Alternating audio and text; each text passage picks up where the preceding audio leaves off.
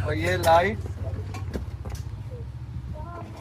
और ये डॉल और ये डब्बा बैग है, कुछ पता नहीं क्या है, जो भी है बता देता हूँ बाद में।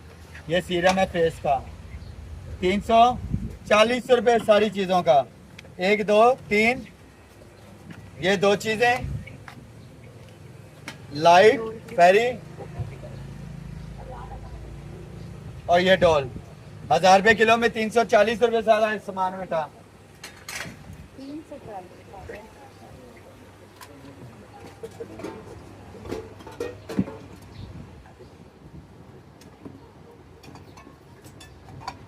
हाँ जी, 200 रुपया सारे गिलासा का,